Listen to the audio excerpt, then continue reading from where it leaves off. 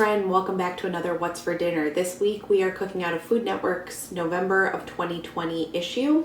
For those of you that are new here, my name is Ryan. I am a full-time working mom. I have a 9-month-old son, and my husband and I live here in the suburbs of Chicago.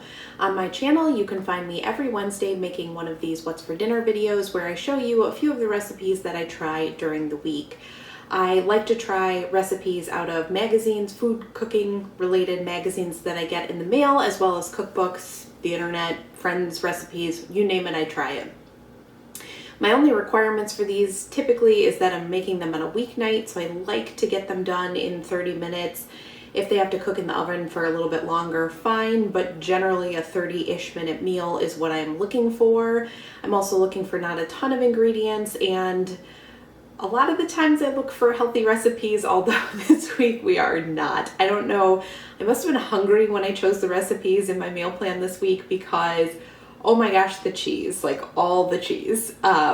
So yeah, it must just be like the weather's changing, it's getting a little bit colder, and I must have been feeling like I needed to put on some winter weight to keep me warm because holy moly, is there a lot of cheese. So without further ado, let me go ahead and show you the first recipe that we are making tonight, which is mac and cheese, which has all the cheese. So let me go ahead and show you the magazine, the recipe, and then the ingredients you'll need for this one, and then let's get cooking. So here is the magazine that we're cooking out of this week, and here is the mac and cheese recipe that we're making. Okay, so what you're gonna need to make this one is, of course, elbow macaroni to have the actual macaroni noodles. You're then gonna make a roux with some all-purpose flour and butter. The base of the sauce is then going to be whole milk. Your seasoning for the sauce is going to be cayenne pepper, ground mustard, and a pinch of nutmeg. You guys have heard me say before, anytime you're making a white sauce, like a bechamel type sauce, it's always great to put in a pinch of nutmeg. You won't really taste it, it's just something that's added to the background to kind of make the sauce a little bit more flavorful and make you kind of wonder. It's a great addition if you guys have not tried it. Then for the cheeses that you need for this one, the recipe calls for mild cheddar, Monterey Jack cheese, and Gouda. As you can see, my mild cheddar is about half gone, so I have a block of cheddar that I will also grate up to kind of make up the difference. And then the Monterey Jack is actually mostly full. I probably could get away with that, but I do have a little bit of mozzarella I may add just to kind of round out the cheese smorgasbord we have here. And then to make this even more decadent, on the top, and this is what actually attracted me to this recipe because I've never done this with mac and cheese before and it just sounded delicious. You crumble up potato chips and Ritz with butter, of course, and then make like a topping for the mac and cheese, and then the mac and cheese gets baked in the oven with this topping on it. So I am gonna go ahead and do that. And then to go alongside this, because #health, I'm gonna just roast up some cherry tomatoes to try to make this moderately more healthy. So let's go ahead and turn this into mac and cheese. As always, I will link the recipes that are in this video as well as the magazine that you can find them in down below. To get started on this mac and cheese recipe, we are going to melt 6 tablespoons of butter in a large pot over medium-high heat. You're then going to go ahead and whisk in 1/3 cup of flour and let that toast until that raw flour taste is cooked out. Basically, you are making a roux here.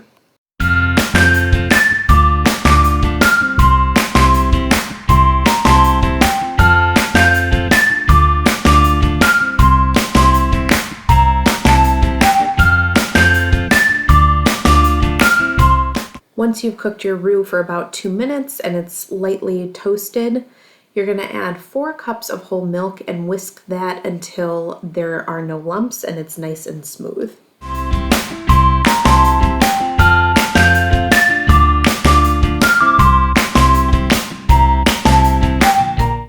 You're then going to get started adding your seasonings to the sauce. You're going to add 1½ teaspoons of mustard powder, 1/4 teaspoon of cayenne pepper, and 1/8 teaspoon of freshly grated nutmeg.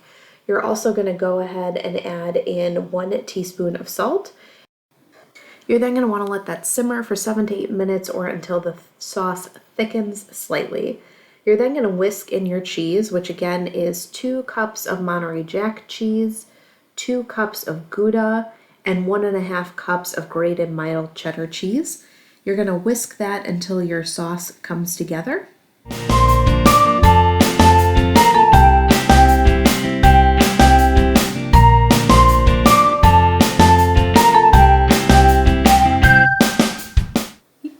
You then want to go ahead and add your 1 pound of elbow macaroni that you've cooked according to the package directions and drained. You then want to mix this in until everything is well combined with your cheese sauce that you'd prepared. You're then going to get this into a 13 by 9 inch baking dish. I had sprayed mine with cooking spray. And then you're going to put the topping on, which is the 1/2 cup of Ritz and then a 1/2 cup of crushed potato chips. You're then going to get that into a 400-degree oven and bake it for 20 to 25 minutes until the top is browned. I went ahead and pulled this from the oven and pulled my roasted tomatoes and served a healthy serving of the mac and cheese alongside of these roasted tomatoes. We love this mac and cheese. If you guys are looking for a good recipe, this definitely is one. Hey guys, it's Ryan. Welcome back to my channel and welcome back to another night of this week's What's for Dinner. As you know, this week we are cooking out of Food Network's November of 2020 issue. Tonight I have a little bit of a different one. We are going to be making salmon on the grill. My husband is going to prepare and cook that, probably just sprinkle it with some seasoning and get it on the grill. Super fast, super simple, and it's going to be great because we are having incredibly unseasonable temperatures here in Chicago. So as you can see, I'm in short sleeves today, which is like outrageous for this time of year, but we're going to soak up every minute of it and grill tonight. To go alongside that though, I'm going to make a recipe out of the Food Network magazine. It is a sweet potato salad and it caught my eye. It just looks really good to me. So I'll go ahead and show you guys the recipe, the ingredients, and then I will show you how I make the sweet potatoes, and then I'll show you guys the finished plate and maybe some of the cooking of the salmon as well. So let me go ahead and show you guys what's up. As you guys know, we are cooking out of this Food Network November 2020 magazine, and here is the sweet potato with orange maple dressing recipe that we're making. So what you guys will need for this is right here. You are going to need sweet potatoes, obviously, as the basis of your salad. The recipe actually calls for steaming these. I'm going to go ahead and roast them in the oven, cube them up, then roast them. Number one, because I don't have a steamer basket, but number two, I just prefer my veggies roasted as opposed to steamed. So I'm hoping that they don't get like over roasted and don't hold up in the salad, so I'm going to have to pay attention to cooking times. And then also to go in the salad, you're going to need both golden raisins and regular raisins. You're going to need some toasted chopped pecans, some parsley, as well as some green onions, and then this will become the dressing. So you need some olive oil, orange juice, maple syrup, balsamic vinegar, salt, pepper, and then some nutmeg and ginger. All right, let's go ahead and turn this into sweet potato salad. So the first thing I did for this one was peeled and chopped my sweet potatoes. You're going to want to cut these into about 3/4 inch cubes.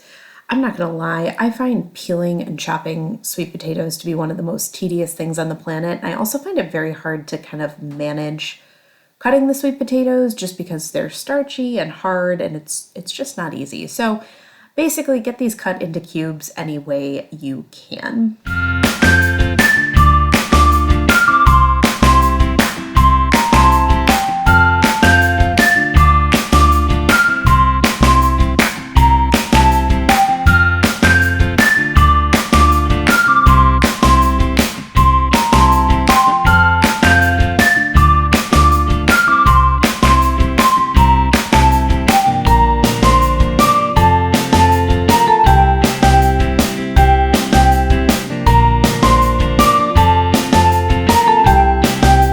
Once I finished chopping up these sweet potatoes, what felt like 20 years later, I went ahead and started roasting my pecans. So I just spread my chopped pecans onto a baking tray and got those into an oven. Make sure you set a timer on your nuts, they burn super quickly. I then went ahead and started the orange maple dressing, which is kind of the star of this show. So you're gonna whisk together a half a cup of extra virgin olive oil, 2 tablespoons of maple syrup, a quarter cup of orange juice, 2 tablespoons of balsamic vinegar, and then you're going to add your spices, which is 2 tablespoons of, it's supposed to be peeled fresh ginger. I added some dried ginger to this. Then you're going to add a quarter teaspoon of ground nutmeg as well as a quarter teaspoon of salt. Once you get all your spices together, make sure you whisk it well to make sure your dressing is all combined. I then went ahead and put the dressing in the fridge and got started chopping up my green onions. You're ultimately going to want a half a cup of chopped green onions as well as a half a cup of chopped fresh parsley. I apologize that you guys can see me. I was Marco Poloing a friend here and I wasn't aware that you guys could see me chatting away and recording myself, which is kind of awkward. Anyway, I then went ahead and pulled my roasted sweet potatoes, my roasted nuts, a quarter cup of golden raisins, and a quarter cup of brown raisins together with the green onions and parsley. I then put on the dressing and got this all mixed up. One tip I will say on this is I thought that this was overdressed. I would have probably reserved some of the liquid from the dressing if I was going to do this again. I got that popped in the fridge while I went ahead and prepared the rest of our dinner. Here's the salmon we cooked that night with some of the seasoning we used, which is this Jake's seasoning that we get from the Salty Dog in Hilton Head. We either pick it up when we're down there or get it shipped. I also just made some garlic bread. We had some leftover sub rolls and I just put some butter, Parmesan cheese, and garlic bread sprinkle on. This is what I refer to as poor man's garlic bread and it could not be more delicious, so give it a try if you haven't. Here is our salmon grilling, and here is a shot of our final plate, which was the salmon, a serving of the sweet potato salad, and the garlic bread. The sweet potato salad was good. It wasn't the best thing I've ever had. It was a nice side, but I probably wouldn't make it again just because there are so many other recipes out there. Hey guys, welcome back to another part of this What's for Dinner. As you guys know, we are cooking out of Food Network's magazine this week, and tonight we are going to be making a quesadillas with sausage and peppers. It is basically like an Italian quesadilla. It has chicken Italian sausage in it, some peppers, onions, and marinara sauce. And then the cheese in the quesadillas is mozzarella and Parmesan cheese. I have never really made a kind of Italian style quesadilla before. Obviously I've made a billion, Mexican versions of the quesadilla. So I'm excited to try a little bit of a twist on the quesadilla, and I think my husband's actually really gonna like this. I'm gonna modify the recipe a little bit for him. You'll see that in the cooking process, to not include the peppers and onions because I don't think he will love that because they're vegetables and that's not his jam. But for me, I will be doing the peppers, onions, and Italian sausage. So I will show you guys the recipe as well as the ingredients you're gonna need for this one and then show you how to make them. Bye. Okay, as you guys know, this is the magazine we're cooking out of this week, the Food Network November 2020 magazine. And here is tonight's dinner. It is these quesadillas with sausage and peppers. And here are the ingredients that you're going to need for this. You are going to need some just regular white tortillas. These were actually the only ones I could find in my grocery store this week. Never tried this brand. Don't know how I feel about them, but we will give them a try. We are going to use this chicken Italian sausage. I've never found like deli chicken Italian sausage like this before, so I'm really excited to try this in that recipe. You need some whole milk mozzarella cheese as well as some Parmesan. And then you need some marinara sauce. We are using Rayo's. It's our absolute favorite. For seasonings, you need salt and oregano. And then you need a red bell pepper, as well as, it calls for white onion. I have red onion on hand, so I'm going to use that, as well as some garlic. So I'm going to go ahead and get this put together into basically some Italian quesadillas. Okay, the first thing I did for this one was remove the chicken sausage, Italian sausage, from its casings and get these into a pan and cooked it until it was brown for about 5 minutes. You're obviously going to want to break this up as you're cooking it with a wooden spoon so that it is in small chunks that are easy to kind of handle in a quesadilla.